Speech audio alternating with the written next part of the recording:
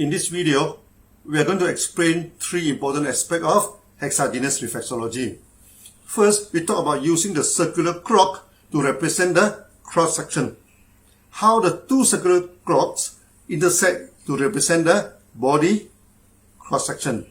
Then how the four ellipses intersect to represent the main body. And finally, how the four ellipses are mapped into the position of all the organs. Okay, please see the following videos. Now, this is the circular clock. The odd hour is marked with bold line, and the even hour is marked with the thin line.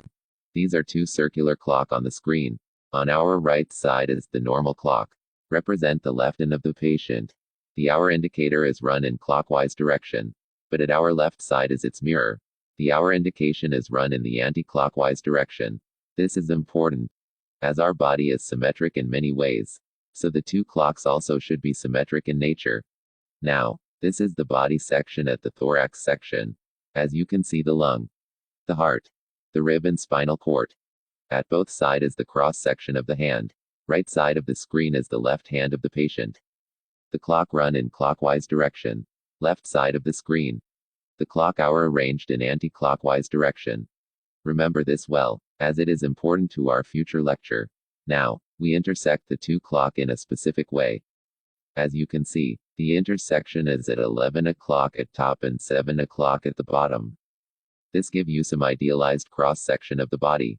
Now, we superimposed it into the thorax cross-section. As you can see, it fits well into the picture. What is important is the position of the clock line. As you can see, the hour line of 1 o'clock, 3 o'clock and 5 o'clock are external. The line 7 o'clock, 9 o'clock and 11 o'clock are the inside area of the intersection. As you will see in the future teaching, when you draw the hour line along the main body, they covered almost all the acupuncture points. So when you study acupuncture, these hour lines is important. In gynotherapy, we do teach acupuncture in the advanced teaching, but we do not use the meridian and the acupuncture points as in the traditional training. We use the hour line and the intersected area of the four ellipses, which we shall explain as follow. Now, this is the intersections of four ellipses. It represent the idealized body trunk. The top part of the four ellipses look like the chest area of the body. The middle part slim down like the waist. The lower part look like the pelvic or lower abdomen. Then we draw four horizontal lines. The lines touches on top and bottoms of the ellipse. This divided the ellipse into three equal parts. The top portion cover the chest area of the body. We call it the thorax section. The middle portion cover the abdomen. We call it the abdomen section. The bottom one cover the pelvic area. We call it the pelvic zone. In the thorax section, there is three intersection area. We always name the symmetric section as in a pair. So we name the left and right section as T1 and T2 respectively. T for thorax. The abdomen area consisted of 7 intersections. A1, A2, A3, A4, A5, A6, and the central one A7. Coming to the pelvic section, we named the intersection as P1, P2, and P3. Looking at the abdomen section, the intersections look like two big eye. We always nickname it the eye. Actually, when we study the reflexology on the face, when we map the four ellipses on the face, this area do reflex to the eye. Now, this is the drawing of the front body with organs. We superimpose the four ellipses on the body. As you see, they match very well. You may feel the upper part of the body is bigger than the top two ellipses. But actually it is not. This is due to the muscle at the back of the body. When focus only on the front muscle, it fixed well. Look at the thorax area. It covered lung and heart. As you can see, the lungs are situated in T1 and T3. Heart is at center. At T3, at the abdomen section. Many important organs are in this sections. The liver, stomach, kidney, spleen, pancreas and etc. The spleen and pancreas are covered by the stomach, and kidney is at the back, which we shall show it later. In general, the diaphragm is at the top center of the section. The liver is at the left, means actually the right side of the patient. We talk about the side from observer. When come to the patient, the side is reverse, left become right. The stomach is at right. the position of the big intestine or the colon, mainly at the left P1 and right P2 sides of the intersection. The horizontal part of colon can be seen at the bottom of abdomen section. You should study this diagram until you can visualize the position of the organs. Then come the basic application. There are a few basic rules in the mapping of reflexology.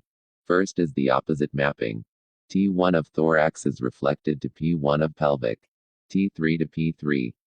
Then you know, lung is reflected to large intestine or colon. Anything wrong with the lung will affect the colon. And vice versa. Problem in colon can reflect to the lung. There is one testimony that a member is suffering of asthma, the lung problem, but later is diagnosed having colon cancer.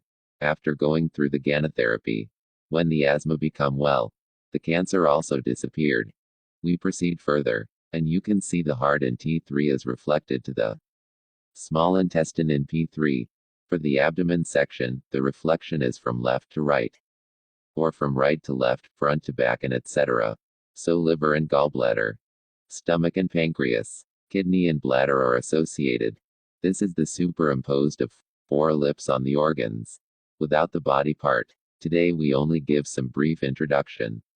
In future when we discuss about the organ system, we shall discuss in more details. Now, before that we use male body to represent the four lips. Now we look at the mapping on the woman's body. As you can see, it also match well. Look at the back of the body. I think you can see it clearly now. Kidney is inside the eye. The rest of the organs I leave it to you to identify it. I shall upload all the main photos in the social media, so that you can download it and study it carefully. So now you understand how we map the four ellipses into the body to understand the position of the organs. In the next video, okay, I'm going to talk about how we map the four ellipses on the face, on the limbs, on the leg, and how your face, your limbs can link to the organs in the body. That is quite interesting. Okay, see you in the next video. Thank you very much. Bye bye.